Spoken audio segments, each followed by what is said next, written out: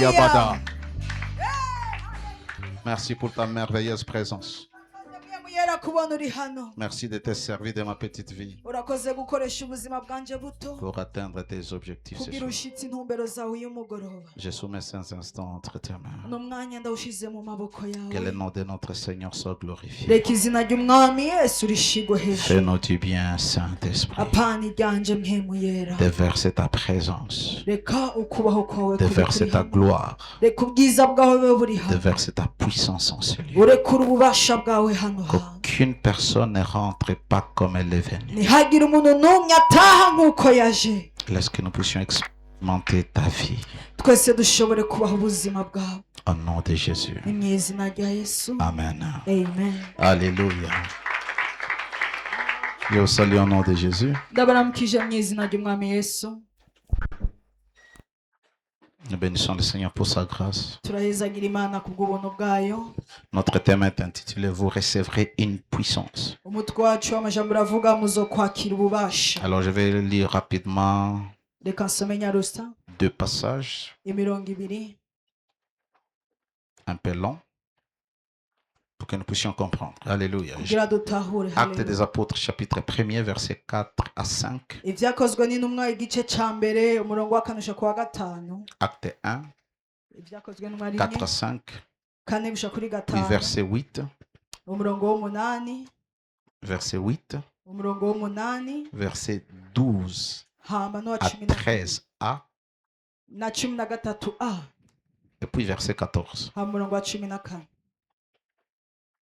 12 à 13a et puis verset 14. Et puis nous allons lire Actes des Apôtres chapitre 2 verset 1 à 4. Le premier passage dit ceci, nous lisons au nom de Jésus. Comme il se trouvait avec eux, il leur recommanda de ne pas s'éloigner de Jérusalem, mais d'attendre que ce que le Père avait promis. Ce que je vous ai annoncé. Il leur dit, car Jean a baptisé d'eau, mais vous, dans peu de temps, dans peu de minutes, vous serez baptisés du Saint-Esprit. Verset 8. Mais vous recevrez une puissance. Le Saint-Esprit survenant sur vous, et vous serez mes témoins à Jérusalem, dans toute la Judée, dans la Samarie, et jusqu'aux extrémités de la terre. Verset 12. Alors ils retournèrent à Jérusalem, de la montagne appelée des Oliviers, qui est près de Jérusalem, à la distance d'un chemin de sabbat. Quand ils furent arrivés, ils montèrent dans la chambre haute, où ils se tenaient d'ordinaire. Verset 14. Tout d'un coup, tous d'un commun accord, persévéraient dans la prière avec les femmes et Marie, mère de Jésus, et avec les frères de Jésus.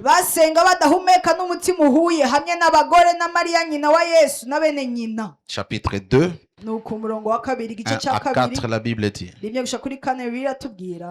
Les jours de la Pentecôte, ils étaient tous dans le même lieu. Tout à coup, il vint du ciel un bruit comme celui d'un vent impétueux. Et il remplit toute la maison où ils étaient assis. Lorsque ce bruit se fait entendre, la Bible dit le Saint-Esprit a rempli les lieux où ils étaient. Des langues semblables à des langues de feu leur apparurent, séparées les unes des autres. Et se posèrent sur chacun d'eux. Et ils furent tous remplis du Saint-Esprit et se mirent à parler en d'autres d'autres langues selon que l'Esprit leur donnait de s'exprimer parole du Seigneur.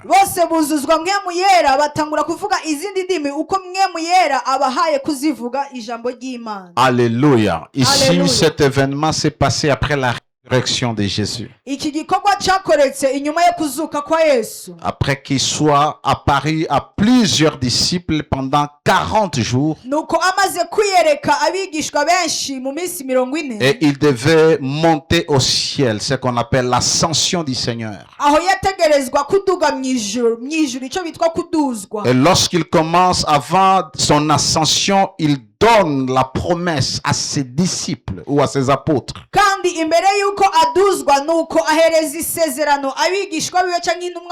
En leur disant qu'ils recevraient la puissance du Saint-Esprit lorsque le Saint-Esprit viendra sur eux.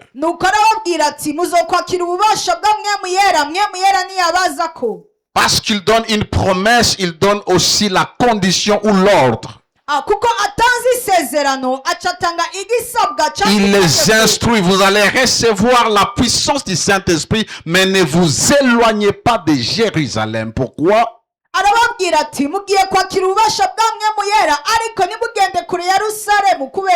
Parce que Jérusalem est le lieu de l'attente de l'accomplissement de la promesse de Dieu.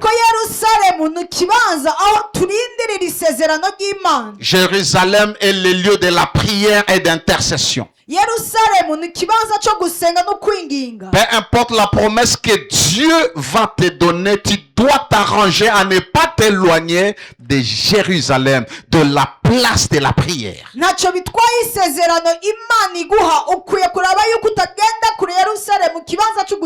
Même lorsque la naissance de Jésus a été prophétisée plusieurs années par Esaïe, il y a un homme et une femme qui restaient toujours au temple en train de prier afin qu'il y ait l'accomplissement de la prophétie de Dieu.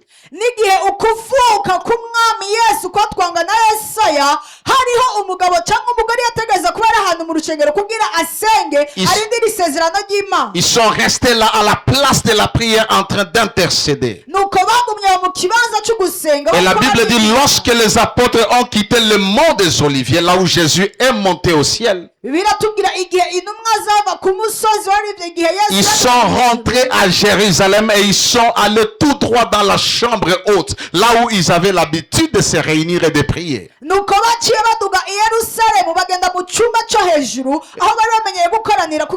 Et ils ont commencé à prier. Beaucoup de gens ne peuvent pas expérimenter la manifestation de la puissance de Dieu ou l'accomplissement des promesses de Dieu dans leur vie, parce que aussitôt qu'ils reçoivent la promesse, ils apprennent la prière.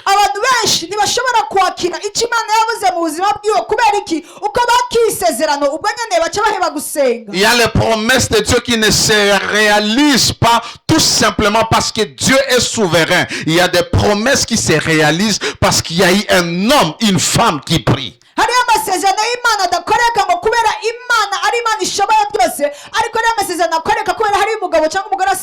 Plusieurs ne reçoivent pas ce que Dieu a promis parce qu'ils s'éloignent. Ils n'attendent pas et ils s'éloignent de leur Jérusalem.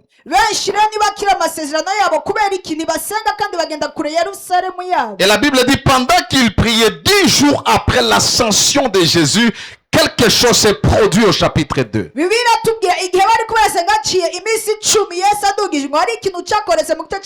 Pendant qu'ils persévéraient dans la prière, la Bible dit, comme par coïncidence, le jour de la Pentecôte, le Saint-Esprit est venu.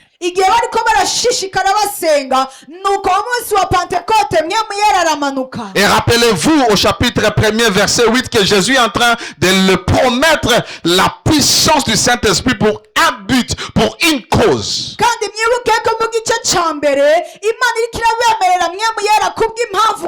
Tu es venu ce soir et c'est sûr que Dieu va te donner la puissance, mais la puissance t'est donnée pour une cause.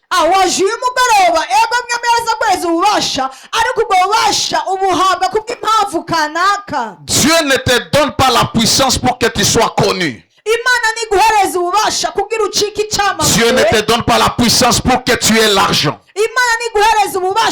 Tu as besoin d'argent, va travailler. Dieu ne te donne pas la puissance pour que tu sois notoire, pour que tu sois populaire, pour que tu joues avec tu fasses des spectacles. Dieu va te donner la puissance parce qu'il veut que tu sois son témoin. Il a dit, vous recevrez la puissance et vous serez mes témoins. La puissance ne peut accompagner que ceux-là qui ont pris la responsabilité de témoigner de Christ. Et nous témoignons de ce que nous avons entendu et de ce que nous avons vu. Les apôtres ont entendu. Ils ont vu. Et ils ont commencé à témoigner. Nous avons entendu.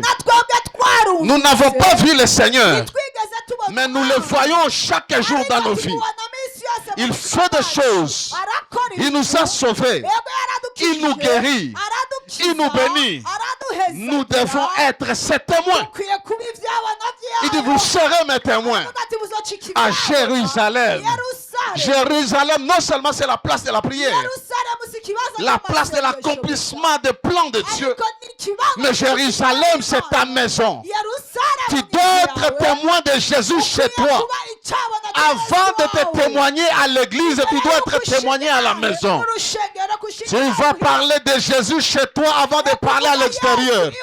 Il dit, non seulement vous serez à Jérusalem, mais vous allez partir aussi en Judée. En Judée, c'est votre quartier. C'est près de vos voisins. Dieu te donne l'onction ce soir pour que tu sois un témoin. Tu n'as pas besoin d'être un évangéliste. Tu n'as pas besoin d'être un prophète. Tu n'as pas besoin d'être un pasteur, un apôtre. Tu as besoin d'être un témoin. Celui qui a vu les merveilles de Dieu. Celui qui a vu Jésus. Celui qui a vu ses péchés pardonnés. Celui qui a vu son père, sa mère être guérie. Tu as vu ta famille être délivrée. C'est ce qu'il attend que tu témoignes. Que tu témoignes qu'il était mort et qu'il est ressuscité. Et il est apparu à Pierre. Il est apparu aux disciples. Il est apparu à toi aussi. C'est ce qu'il attend de toi. La saison arrive où le Saint-Esprit va souffler sur son église afin que des hommes et des femmes s'élèvent pour témoigner le Christ, les ressuscités. Il a dit, vous allez partir à Samarie. Vous allez partir à Samarie. Samarie, c'est au-delà de ton quartier. Samarie, c'est dans ta ville. Samarie, c'est à la place du travail. C'est à la place du marché. Samarie, c'est à l'école. Samarie, c'est là où tu passes ton temps. Les gens ne doivent pas tout simplement comprendre que tu es chrétien à l'église. Là où tu travailles, lorsque ton chef est malade, tu n'as pas besoin de lui dire d'aller à l'hôpital. Tu as besoin de dire, in the name of Jesus. Tu imposes la main. Le temps arrive où ça ne sera pas le temps des paroles. Nous avons besoin de vivre le temps de la Bible. Le Jésus n'a jamais changé. L'homme de Galilée, qui marchait le long de la mer de Galilée, il est présent en ce lieu, capable de te oindre. Jean-Baptiste a dit, moi je vous baptise d'eau, mais après moi vient celui qui vous baptisera du Saint-Esprit et de feu. Ce soir tu es venu pour un baptême. Ce soir tu es venu pour une flamme. La Bible dit pendant qu'il priait. Pendant qu'il priait, le Saint-Esprit est venu. Ils ont entendu un bruit. Ils ont entendu un bruit. C'était pas le bruit du vent. C'était la venue de l'Esprit de Dieu. Et quand il est venu, la Bible dit le lieu où ils étaient a commencé à être rempli. Avant que Dieu ne te remplisse, il doit te saturer. Le Saint-Esprit est venu le couvrir. Le Saint-Esprit est venu le couvrir de son ombre, de sa puissance. Pendant qu'il priait, le Saint-Esprit les a remplis. Et quand il les a remplis, La Bible dit des langues de feu se sont posées sur chacun. Ce soir, tu ne quittes pas ce lieu sans ta flamme de feu. Tu ne quittes pas cette salle sans ta flamme de feu. Tu es venu pour être enflammé, pour être un témoin puissant. Refuse de mener la vie chrétienne sans puissance. Refuse d'être un chrétien victime. Tu dois être un danger. You must be a danger. Tu dois être un dangereux. Tu dois être un danger. Celui qui te touche, il sera électrocuté. Là où tu passes lorsqu'il y a la mort, tu communiques la vie. You are the carrier of God. Tu portes Dieu. Tu portes sa puissance. C'est ce que Dieu veut de toi ce soir. Je ne suis pas venu te motiver. Et lorsque le Saint-Esprit est venu, lorsqu'ils ont reçu la puissance, première chose, ils ont commencé à parler en d'autres langues. Ils se sont déchaînés. Et les gens de dehors ont commencé à dire, mais ces gens sont ivres. Ils ont bu le vin, mais ils n'ont pas pris le vin.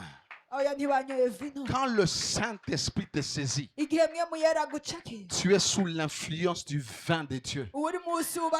La Bible dit ne vous enivrez pas de vin, mais soyez remplis du Saint-Esprit. C'est-à-dire, le problème ce n'est pas le vin, le problème ce sont les effets du vin dans un corps. Lorsque tu es habitué, tu ne te contrôles plus. Lorsque le Saint-Esprit te remplit, lorsqu'il te baptise, tu ne peux plus te contrôler. Tu ne peux plus te contrôler. Personne ne te dira de prier. You will pray. You will pray. You will pray. Personne ne te dira de jeûner. Tu vas jeûner. Personne ne te dira de chercher. Tu vas le chercher. Tu es faible parce que tu n'es pas puissant. Tu es victime. Satan joue avec ta vie parce que tu n'es pas puissant. Lorsque le Saint-Esprit vient, les peureux, il y a 1 mois et demi, il y a 50 jours, un homme avait peur, même d'une femme. Quand on lui dit, toi aussi, tu étais avec lui, il dit, non, je ne le connais pas. La peur de la mort. Mais lorsque le Saint-Esprit est venu, le timide, le peureux est devenu un prédicateur audacieux. Pendant que la chambre était fermée, ils s'enfermaient parce qu'ils avaient peur. Il a ouvert la porte. Il est sorti. Il a parlé avec audace. Et quand il a fini de parler, écoute ce que le Saint-Esprit fait, la puissance. 3000 personnes. Comptez les hommes sans les femmes et les enfants. Si je compte ici, les hommes sont à compter à bout de doigts, mais les femmes sont nombreuses. Et c'est la logique partout. Alléluia. Ont été sauvés. Lorsque l'Esprit vient, tes paroles cessent d'être ordinaires. Tu commences à voir les paroles qui ont la puissance de pousser les gens à faire la volonté de Dieu. Tu commences à parler et les choses changent. Je disais à quelqu'un hier, beaucoup de gens confessent la parole. Ils se réveillent le matin. Je serai à tête et non la queue. La parole ne se produit pas parce que tu confesses. Technologie. Il y a une technologie pour que la parole prenne vie. Première chose, tu dois être rempli du Saint-Esprit. Deuxième chose, tu dois méditer sur cette parole afin qu'elle t'élimine, afin qu'elle soit un réma. Et quand tu vas ouvrir ta bouche, la parole sera esprit de vie. Quand tu pries, le ténèbre doit être secoué. Quand tu sens même une oppression à la maison, quand tu es rempli de la puissance, tu n'as pas besoin de crier. Dans ton cœur, tu vas dire, taisez-vous au nom de Jésus. Quand les chiens commencent à aboyer dans les quartiers, dans ton cœur, tu dis seulement le chant de Jésus. Et ça, c'était pourquoi tu dégages l'énergie de Dieu. Alléluia. Lorsqu'ils ont reçu la puissance, ils ont commencé à faire marcher les paralytiques. Ils ont commencé à ouvrir les yeux des aveugles. Lorsque la puissance est là, les circonstances changent. Lorsque la puissance est là, un mouchoir peut guérir. La Bible dit on apportait les linges, on appliquait sur le corps de Pierre. Il ne pouvait pas aller. Il était tellement rempli que tout ce qui était en contact avec lui portait la vie de Dieu. Jusqu'à quand tu vas rester un chrétien faible, un chrétien qui n'est pas puissant, un chrétien lorsqu'il y a l'attaque, tu appelles les gens pour prier pour toi, tu appelles les gens, tout le monde, tes prophètes, tes frères et sœurs, ton pasteur, la même puissance que ton pasteur a, c'est la même puissance que tu as. Tu n'as pas un esprit inférieur. Nous tous, il nous a donné un esprit avec la même mesure. Laisse-moi te choquer. Le même esprit qui avait oint Jésus, c'est le même esprit qui te oint. Dieu n'a pas donné à Jésus la plénitude du Saint-Esprit. Et toi, il t'a donné une petite partie. Non. We have received the fullness. Nous avons reçu la plénitude de Dieu. Pourquoi? Tu n'as pas la puissance. Regarde seulement quand il y a l'oppression, comment tu tremblotes. Regarde comment lorsque quelque chose passe, un simple rat qui n'est pas sorcier, qui cherche la nourriture, quand ça passe sur ta maison, regarde comment est-ce que toi tu sursautes. Regarde comment tu as la chair des poules. Regarde comment tu dis même les noms de Jésus. Ça prouve que tu n'as pas la puissance et la foi. Ce n'est plus le temps de parler. C'est le temps de démontrer Jésus. J'aime lorsque Jean-Baptiste va envoyer ses disciples. Il va leur dire, allez demander à Jésus, est-ce celui qui devait venir ou devons-nous en attendre quelqu'un d'autre? Et Jésus n'a jamais répondu à cette question. Il l'a démontré. Quand il venait, il y avait les malades, il y avait les démoniaques. La réponse était l'acte. Il a commencé à imposer les mains. Il a commencé à ouvrir les yeux des aveugles, ouvrir les oreilles des sourds, faire lever les paralytiques. Et c'était le message. Cette génération n'a pas besoin de discours, a besoin de preuves. Parce que vous ne pouvez pas contester avec les preuves. Il a touché. Et il a dit, allez dire à Jean-Baptiste, les aveugles voient, les muets parlent, les paralytiques marchent, les sourds entendent, les morts ressuscitent, et le royaume de Dieu est prêché. S'il va croire qu'il croit, laisse-moi te dire, l'onction de Dieu, ce n'est pas pour les pasteurs, ce n'est pas pour les évangélistes, ce n'est pas pour les pasteurs, les prophètes, ni les apôtres, ni les docteurs. L'onction de Dieu, la puissance de Dieu est pour tous les croyants.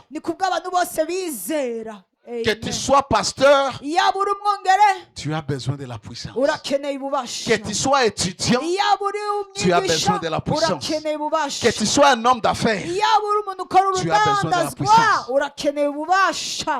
Regarde, toi, tu as la grâce de prospérer. Mais tu commences un magasin là où il y a les satanistes, ton magasin va fermer. Ton magasin va fermer. Toi qui portes Dieu, ceux-là qui invoquent les esprits, ils vont prospérer. Tu dois te questionner. Quel Dieu tu portes? Quelle puissance tu as? Quand tu arrives quelque part, les ténèbres doivent fuir. Les ténèbres doivent fuir. Tu arrives dans une entreprise. À cause de la puissance que tu as, les gens commencent à être mal à l'aise. D'autres personnes fuient. Tu ne peux pas me dire que tu travailles avec les satanistes et toi tu veux fuir. Ton chef est sataniste et toi tu veux fuir. Tu ne te connais pas. Tu dois lui parler. Il va te sentir. Il must feel you. Il doit te sentir. Quand tu passes, tu dégages l'énergie de Dieu. Tu dégages la vie de Dieu. Tu n'es pas venu ici pour te promener. Tu es venu recevoir ta flamme de feu. Tu es venu recevoir ta puissance. Mais seule l'onction n'est pas pour les garçons. Tu peux être une fille et tu es ointe. Tu peux être une sœur et tu prophétises. Tu vois un esprit. Tu te montres la puissance. Beaucoup de gens pensent que les pasteurs, ils ont des secrets magiques. Il n'y a pas de secret. On se consacre, on prie. On s'éloigne du péché, on prie. Si tu désires ce soir, Dieu va te donner. Dieu ne donne jamais à quelqu'un qui n'a pas soif. Et Jésus a dit, si vous avez soif, venez à moi. L'onction pour tout le monde. Même toi, tu peux démontrer la puissance. Si tu le veux. Dieu ne travaille pas avec les gens qui ne veulent pas. Même un enfant, Dieu peut faire des choses. Là où tu es, tiens-toi debout. Et tu attends une chose, que tu reçoives. Pour les apôtres, le Saint-Esprit est venu. Mais toi, tu n'as pas besoin qu'il vienne.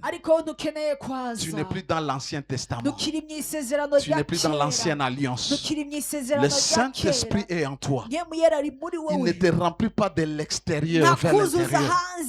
Tu vois comment est-ce que tu pries? Toi, tu demandes que ça descende. Non. Le Saint-Esprit est en toi. Il va te remplir de l'intérieur vers l'extérieur. Pour que tu sois une bénédiction à ta génération, pour que tu changes de vie. Quand tu vois même les gens vivre dans les péchés, dans la haine, c'est parce qu'ils sont vides de l'Esprit de Dieu. Lorsque tu as l'Esprit de Dieu, la plénitude de l'Esprit de Dieu, tu reflètes Dieu. Lorsque les gens viennent à ta rencontre, même s'ils étaient chargés, sans prier pour eux, t'écouter pendant une minute, ils seront soulagés.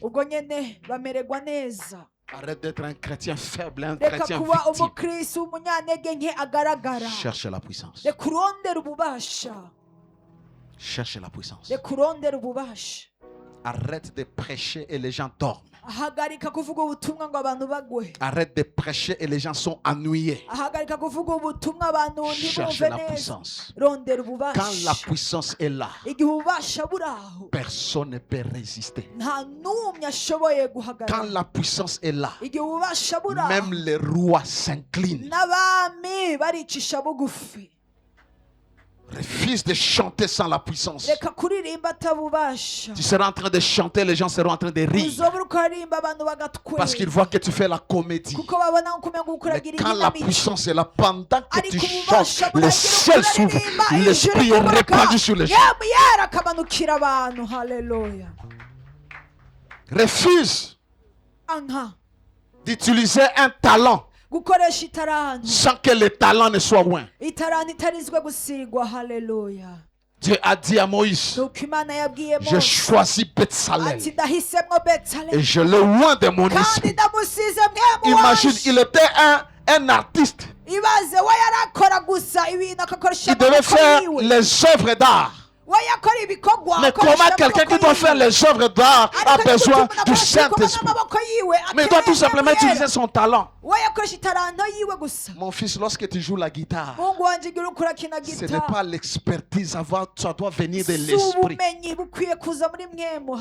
Quand tu prêches, quand il y a le Saint-Esprit, tu ne forces pas. Ta voix fait trembler le corps. Ta voix fait frissonner le corps. Ta voix fait brûler le corps, le cœur. Au son de ta voix, les démons tremblent. Quand tu commences à prier, les gens sont remplis. C'est ce que nous voulons. Tu sers Dieu, va chercher Dieu. Tu sers Dieu, va à la place de prière. Va à Jérusalem. Attends jusqu'à ce que tu reçoives. Pas les retraites stratégiques. Vous savez, les chrétiens, ils ont ce langage-là. Je fais un repli stratégique alors que tu es dans la distraction. Tu dois rentrer à la place de la présence de Dieu.